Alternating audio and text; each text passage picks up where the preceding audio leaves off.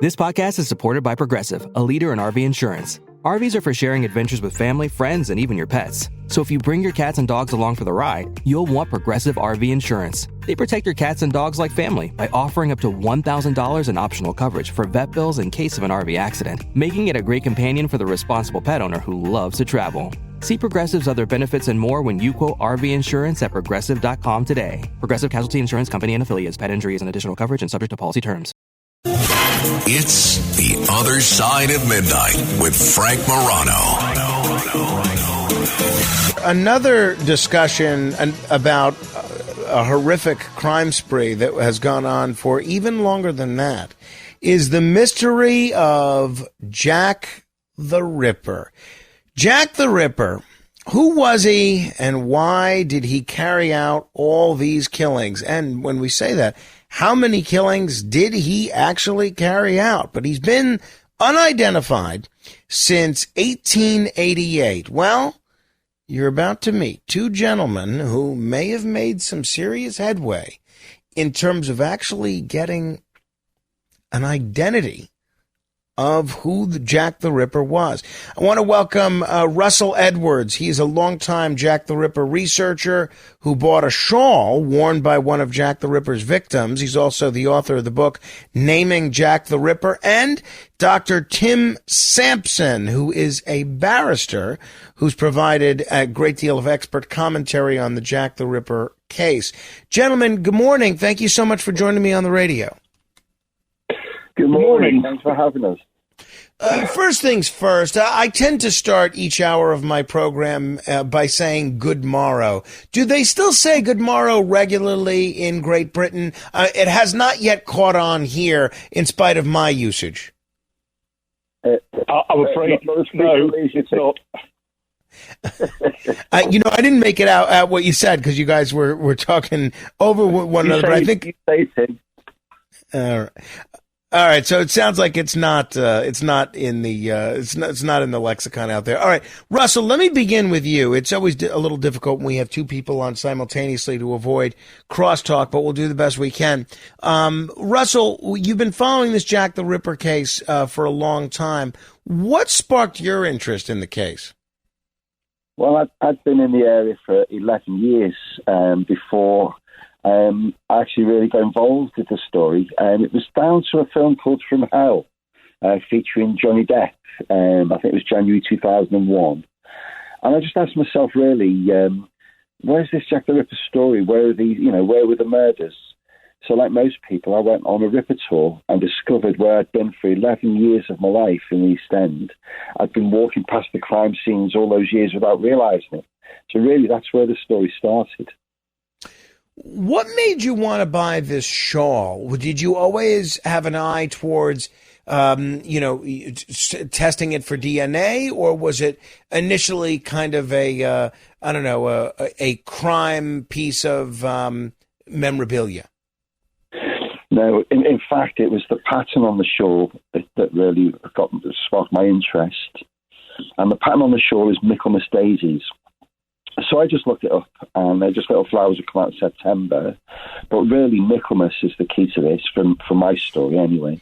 Now, Michaelmas is an Eastern Orthodox Christian celebration and Western Christian celebration celebrated on two specific days of the year. That's the 29th of September and the 8th of November. And those are the dates of the nights that he went out and he murdered 3 of his 5 victims. So that's really what sparked the story for me. And finally, Russell, not finally, but until we bring in Tim here, tell me about your book, Naming Jack the Ripper. We obviously want people to check out the whole thing, but can you tell me Jack the Ripper's name? Of course I can. So the second book's come out. It's called Jack the Ripper, The Definitive Reveal. That's the title in the US. It's at that point, it's been a 24-year journey for me. And sort of nearly every question you could ever ask of this story of this man is in that book. It took us, in fact, when I discovered the Michaelmas connection, I knew the shawl was at Scotland Yard's Crime Museum, and it was the curator of the Black Museum. When I told him about the revelation of the dates, It was he who gave me the name of Jack the Ripper. So I've known all along, and actually so have the police. And his name was Aaron Kosminski. And who was Aaron Kosminski? He was a Polish Jewish immigrant that came over to Whitechapel in 1881 when they fled the Russian pogroms. He came with his brother, and they moved just on the outskirts. It's classed as Whitechapel, but really where he lived was called Mile End Old Town, and they came over in 1881. Wow. At 30 minutes past the hour, this is The Other Side of Midnight. We're talking Jack the Ripper with Russell Edwards and Dr. Tim Sampson. All right, Dr. Sampson, let me bring you in here. You have written to the Attorney General to request permission for a new inquest. You've argued that the coroner should have charged Aaron Kosminski for the murders. And you have been following this for a long time as well. How long have you been involved in this case? I think Russell breezed into chambers about 6 years ago. Obviously, it's a very odd case. Although there's a legal case going on 120, 130 years on this, it's something of a surprise for a barrister to be dealing with a case that goes so far back. So I think it was 2019, possibly even slightly before that, when I first met Russell to discuss working on this. In terms of my involvement, yes, we've written to the Attorney General here because the rules require that if you're going to go back and reopen a coroner's inquest, you have to get the permission of the Attorney General before you go back to the High Court for the order.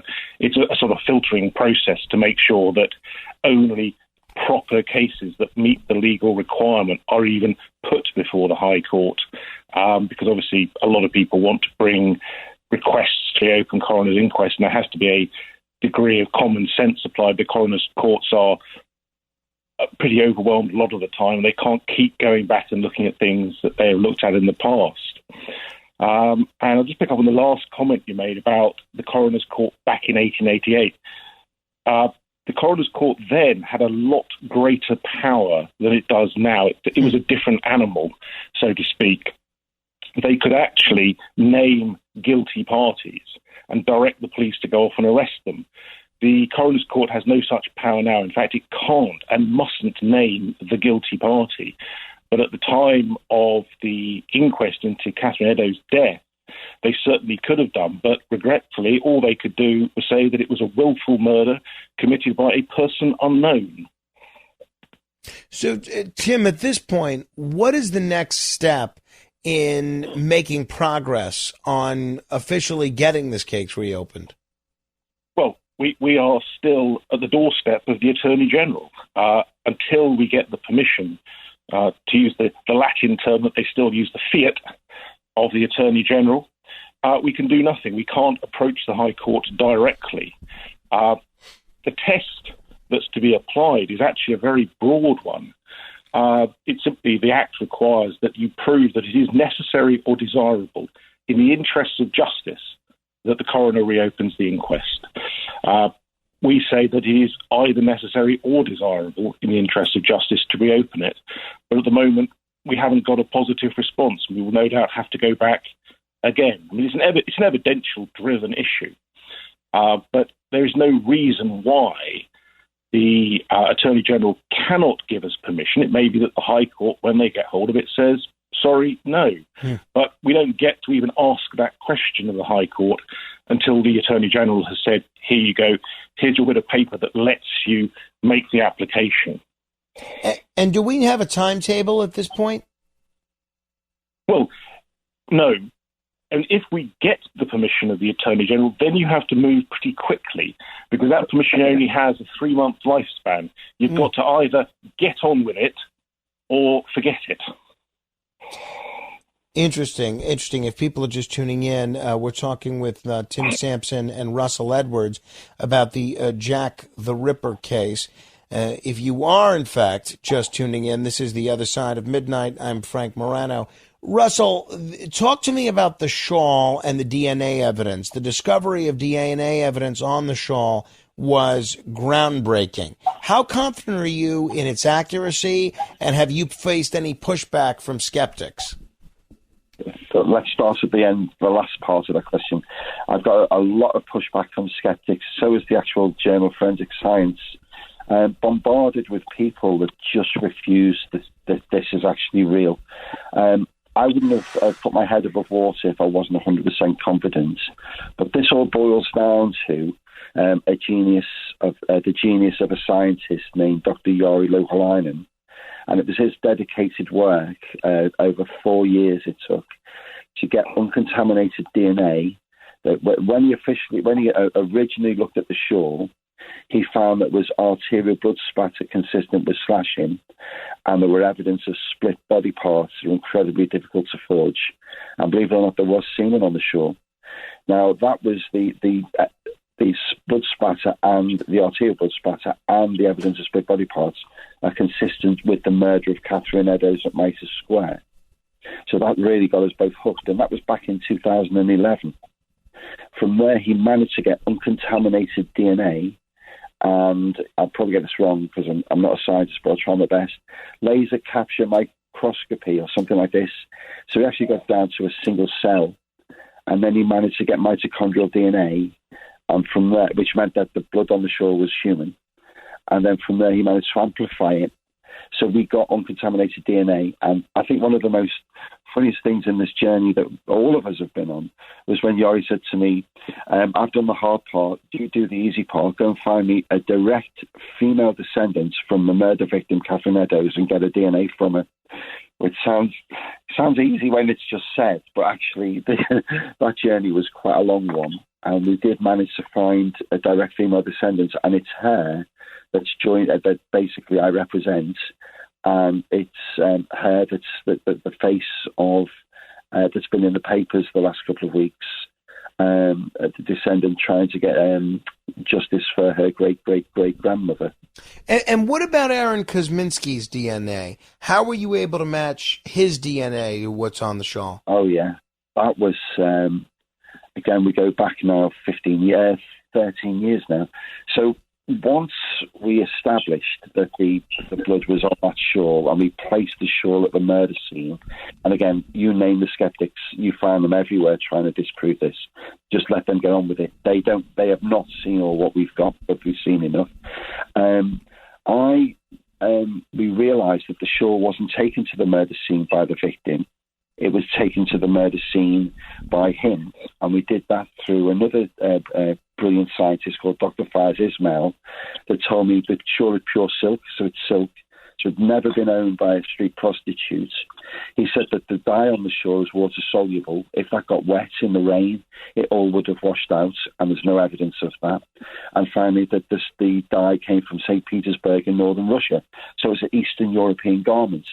So with that, the realization that the shawl was at the murder scene left by him. And he did that to let everybody know the date of the next murder through the Michaelmas date.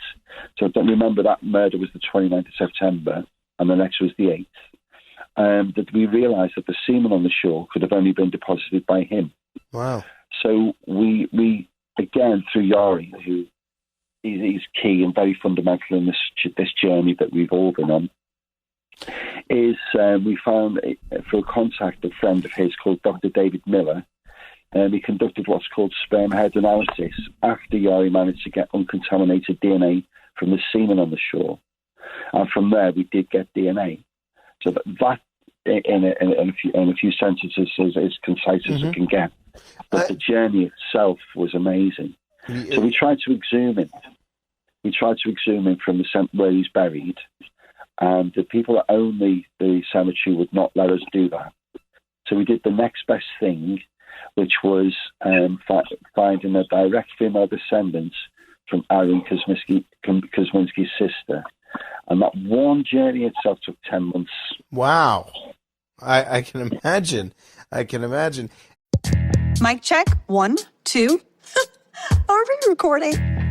Hi, I'm Michelle Bernstein, an award-winning chef, restaurateur, and mom. I have a lot on my plate, including my psoriatic arthritis symptoms. That's why I was prescribed Cosentyx. It helps me move better. Cosentyx secukinumab is prescribed for people 2 years of age and older with active psoriatic arthritis. Don't use if you're allergic to Cosentyx. Before starting, get checked for tuberculosis. An increased risk of infections and lowered ability to fight them may occur, like tuberculosis or other serious bacterial, fungal, or viral infections. Some were fatal. Tell your doctor if you have an infection or symptoms like fevers, sweats, chills, muscle aches, or cough, had a vaccine or plan to, or if inflammatory bowel disease symptoms develop or worsen. Serious allergic reactions and severe eczema-like skin reactions may occur. Learn more at 1-844-COSENTYX or Cosentyx.com. Ask your rheumatologist about Cosentyx. Plan on flying? In order to board domestic flights, your driver's license or state-issued ID must be a real ID. Learn how to get your real ID today at tsa.gov/real ID or visit your local DMV. Obviously, nobody, Aaron Kosminski is dead for a long time, and obviously nobody can be arrested for these crimes now. Tim Sampson, you've argued that naming the killer in court would be a form of justice. Can you explain why that's significant for the victims' families and maybe even for society at large? Well, there are a number of issues here. As you'll have seen from what Russ has been saying, this is an enormously contentious area. And I think something like 160 people have now been named over the years as Jack the Ripper. Whilst the coroner, if we go forward to a coroner's court inquest in this country, can't name Jack the Ripper in a verdict that says this is the guilty man, because the law doesn't allow for that anymore. But the coroner can certainly explore very carefully the fourth question the coroner always has to ask, which is how the individual came by their death. And that can look to who might have been the guilty party. And there is some closure, some satisfaction in the individuals who are alive now who are related to the victims to know that the question of who the Jack the Ripper was has in fact been answered. So we can drop the sensationalist stories about this person or that person. I mean, I think everyone from the then Prince of Wales to the artist Walter Sickert has been named as a potential culprit for these crimes. And there is some sense of closure in being able to leave a judgment on the books that whilst it does not say Aaron Kosminski was the guilty man, there will be no doubt where the coroner's mind is going. Assuming, of course, I can persuade the coroner that the evidence adds up. I mean, we have to take into account this will be a proper legal process where all the evidence will be examined very carefully. And I'm convinced by it. I mean, obviously, I've got a scientific background and I can understand the work that Yari did with his DNA analysis. But I've got to get that evidence into court and persuade the coroner that this was, in fact, the guilty man without ever, of course, naming them specifically in the judgment. And then the victims' relatives who are alive today will have some sort of closure on the whole story. And it won't detract from the horror of it, but it will at least bring the most contentious issue, the identity of the man, and close it off as an issue. Yeah, I would say that would be a huge accomplishment for history's sake. You've criticized the original coroner for not charging Kosminski. What do you think prevented them from pursuing him as a suspect at the time? No, I didn't criticize the coroner. I think it's regretful they could do nothing. If you read the coroner's inquest, they had a thorough 2-day investigation. Lots of witnesses, lots of police officers, the 2 doctors who attended, they all gave evidence. So we know everything about the scene of the crime. We know everything about the state the victim was found in. The one thing that the coroner could not do, as they say at the very end of the inquest, is to tell the police, go off and arrest this individual, because the judgment given by the court was willful murder by person unknown. So where we are different is if the coroner in 1888 had the DNA evidence that we now have, got it. Then they could have done something. But unfortunately, the whole in 1888, DNA wasn't even recognised as a genetic material, or it was starting vaguely to be recognised as a genetic material. But the idea of sequencing DNA and then being able to use it to identify anyone was 100 years down the road. Russell, do you have a thought as to motive for Aaron Kosminski? Why would he have committed these crimes? That's a very interesting question. Well, that's in the book, namely Jack the Ripper, the definitive reveal. There's several things on the journey, and I think one of the things on the journey is just sit back and let things happen. That's where the answer to your question comes from. So a very good friend of mine was the marshal at Leavesden Asylum, which is where Aaron Kosminski spent the last part of his life. Most of it, actually. And he told me that there was evidence that his mother abused him as a child. So there was a question of sexual abuse, which then brings on the fact that Kosminski was actually schizophrenic, which we worked out from his asylum admission records in Colney Hatch. So he wasn't well at all mentally. And of course, this was exacerbated by his abuse as a child. So that brings on his bitter hatred for women to start. There was a thing in the McNaughton Memorandum, which was written in February 1891, that said he had strong homicidal tendencies and a bitter hatred of women. And that was actually stated officially in the police reports. But that's really where we get to with his motive. One of the things was that the one I cannot answer, which is one I've searched for endlessly, is what precipitated the first murder. Why did he start when he did? And that's the one thing I don't have any answer for. I think it was Tim who referenced, or it might have been you, Russell, who mentioned all of the various people that have been identified as possibly being Jack the Ripper over the last century plus. I think it was, 189 victims or 189 people that have potentially been named as Jack the Ripper, probably even more. There's always been a lot of media attention paid to Jack the Ripper in the 1880s and up to the present day. I'm wondering what role that's played. Has that been helpful, or has that actually hindered various aspects of trying to find out who the real Jack the Ripper was? Hindered, most definitely. To be honest, when this story came out, the press realised at the time that this sold newspapers, and that, we go back to the penny dreadfuls of the mid-19th century. People love bloodlust. People love the thriller and murders. And that's just how it was back then. And I think because of the media sensationalization then, this has gripped I would say, global psyche. I even remember Michael Jackson saying, he goes, well, I'm not Jack the Ripper. Coming from Michael Jackson's mind. So it feels like it's in our DNA. So it's literally anything about this mysterious story just grips everybody's attention straight away, and I think that hasn't diminished over time.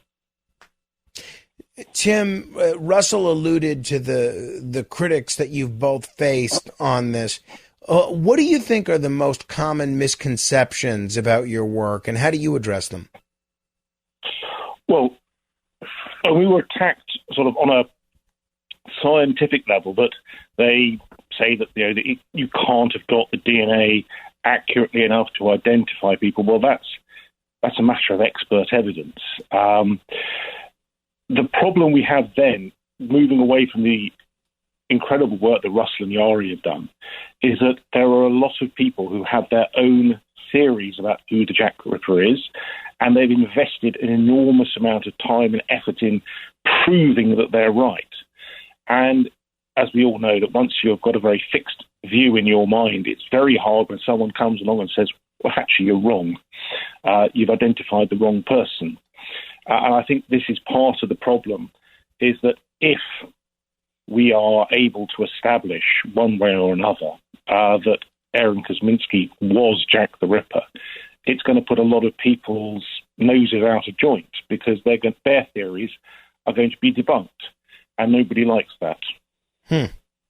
As far as you both are concerned, this case is closed. There's no, not in terms of where the coroner is and where authorities are, but there's no doubt that Aaron Kosminski was Jack the Ripper.